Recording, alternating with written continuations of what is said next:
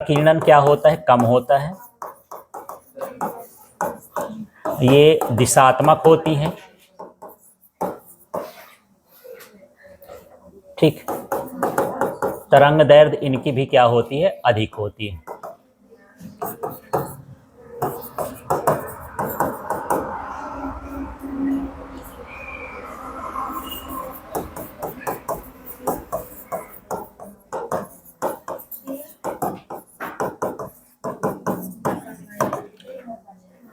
चलो इसका कम उपयोग है, समझते हैं इधर।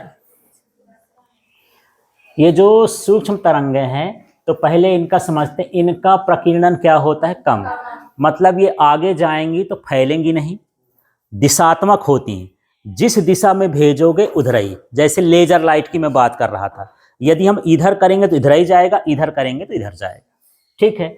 और इसकी तरंग दैर्ध्य भी क्या होती है? अधिक। अब जब नीचे आएंगे ना, अवरक्त की अधिक होती है, सूक्ष्म तरंगों की और अधिक होती है, और रेडियो की भी क्या होती है? और अधिक होती है। और साथ में इसमें विवर्तन भी नहीं होता। विवर्तन का मतलब होता है कि जब कोई किरण टकराती है तो जैसे मैं यहां से गया, यदि मुझे जगह नहीं मिल गई तो मैं यहां पर क्या हो जाऊंगा? रुक जाऊं। यहां पर क्या हो जाऊं? रुक जाऊं। तो मतलब मेरे में विवर्तन नहीं हुआ। फिर मैं ऐसे जाके मुड़ जाऊं तो विवर्तन हुआ।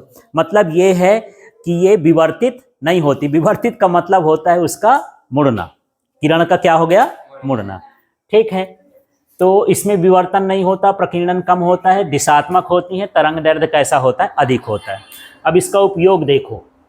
जितने भी हम तरंगों का उपयोग करते हैं, ऊपर की तरंगों का उपयोग नहीं करते, वो सारी नेचुरल होती हैं, है ना। जैसे मान लो दृश्य प्रकाश है तो हम टार्च का उपयोग कर लेते हैं।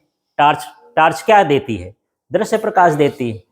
ठीक है। आग वाग जला लिए तो दृश्य भी होती है और गर्मी भी निकलती है, अवरक्त किरणें भी देती हैं। ठीक है। लेकिन ये भी हमको दिखाई नहीं देगी। जब आप मोबाइल का उपयोग करते हो, कंप्यूटर का उपयोग करते हो, या फिर टीवी का उपयोग करते हो, तो वो किन तरंगों के थ्रू चलता है? सूक्ष्म तरंगों के। ठीक है। तो ये टीवी संचार में भी होता है, रडार में भी होता है। ये सारी चीज मैं बताता हूँ। हाँ, सब कुछ बताता हूँ। रडार है। ठीक।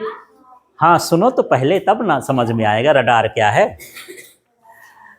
तो जैसे हम लोग एक छतरी लगा दिए और टीवी में प्रोग्राम चालू हो जाता है। जहां से प्रोग्राम उनका स्टूडियो होगा, मान लो इंग्लैंड में ही मैच चल रहा है, अब उस मैच को हम यहाँ पर लाइव देख रहे हैं। कैसे देखते होंगे?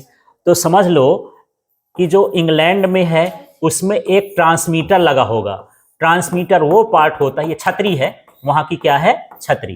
ट्रांसमीटर वो पार्ट होता है जो तरंगों को निकालता है, और एक होता है रिसीवर जो तरंगों को ग्रहण करता है। जैसे मैं बोल रहा हूं, आवाज निकल रही है, तो ये हुआ ट्रांसमीटर। आप सुन रहे हो तो आपका कान क्या कहला गया? रिसीवर कहला गया। ठीक है। अब एक हम सैटेलाइट जो है अंतरिक्ष में लटकाए हुए हैं। ये सैटेलाइट को कहां लटकाए हुए हैं? अंतरिक्ष में। तो ये तरंग कहां जाएगी? अंतरिक्ष में। फिर अंतरिक्ष के बाद ये पूरे धरती में क्या हो जाती है?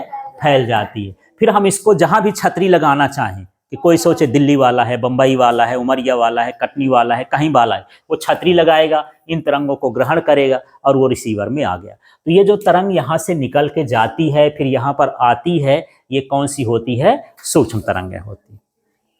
ठीक है। मोबाइल का हम इस्तेमाल करते हैं तो हमारी तरंग यहाँ आसपास के टावर में जाएगी। टावर में जाने के बाद फिर वो कहाँ जाएगी? सैटेलाइट में जाएगी। सैटेलाइट के बाद वो पूरे धरती में क्या हो जाएगी? फैल जाएगी। कहीं भी फोन लगाओगे किसी कोने में, उसको क्या हो जाएगा? रिसीव हो जाएगा। इस तरह से होता है। तो वो तरंगें क्या होती हैं? सूक्ष्म तरंगें होती हैं। सूक्ष्म तरंगों का उपयोग करते हैं, ये भी हमको दिखाई नहीं देती हैं। ठीक है। तो टीवी संचार भी समझ लिए। जो मैं सैटेलाइट की बात कर रहा था वो अंतरिक्ष संचार भी हो गया। ये मोबाइल हो गया, सैटेलाइट उपग्रह के थ्रू चलता है। अब रडार की बात करते हैं। हाँ, तो रडार किस में उपयोग किया जाता है? हवाई जहाज। मैं कई बार बोला कि हवाई जहाज आसमान में जरूर उड़ता है, पर उसके पास कोई स्टीयरिंग नहीं होती, मुड़ने की जगह नहीं होती कि कहाँ जाना है। वो उसको दूर ऐसा नहीं कि अब मुझे अमेरिका जाना है तो उसको दिखता हो कि यहाँ अमेरिका है ना। उसको सारा सिग्नल कहाँ से भेजा जाता है? नीचे से भेजा जाता है। कोई भी हवाई जहाज यहाँ पर मान लो उड़ रहा है, वो सिग्नल यहाँ पर जाएगा।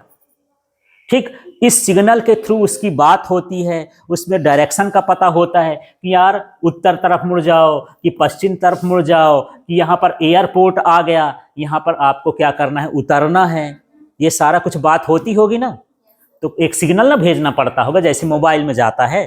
तो ये सिग्नल ही क्या कहलाता है, रडार कहलाता है। ये ऐसा है, इसको बोलते हैं रेडियो डिटेक्टिंग एंड रेंजिंग। इसका फुल फॉर्म होता है, फुल फॉर्म आता नहीं है। तो रडार प्रणाली का उपयोग हवाई जहाज के संचालन में होता है। जो भी आसमान में चीजें उड़ती, चाहे हेलीकॉप्टर हो, हवाई जहाज हो, फाइटर जेट हो, इन सभी का उपयोग, मानिए इनको चलाने के लिए कौन सी किरण उपयोग किया जाता है, रडार का उपयोग किया जाता है। नहीं, चिड़िया नहीं, जो मानव निर्मित है उनकी बात कर रहे हैं, ऐसे करके। ठीक है, तो अब परीक्षा में पूछता है कि रडार प्रणाली में किसका उपयोग करते हैं, किसका, सूक्ष्म तरंगों। उपग्रह संचार, उपग्रह संचार में भी किसका उपयोग, या जो हम अंतरिक्ष संचार लिखा हूं, यही क्या कहलाया, उपग्रह संचार। इसमें भी हम किसका उपयोग करते हैं, सूक्ष्म तरंग। अब आ जाए क्यों करते हैं, तो इसको लिख देना, क्योंकि इनका प्रकीर्णन कम होता है, विवर्तन नहीं होता है, दिशात्मक गुण होता है, तरंग दैर्घ्य अधिक होती, इसलिए करते हैं। बस ऐसे गुण बता देते हैं इसमें। ठीक है, तो सूक्ष्म तरंगों का क्लियर हो गया, रडार भी समझ में आया है आपको। अब आगे के हिस्से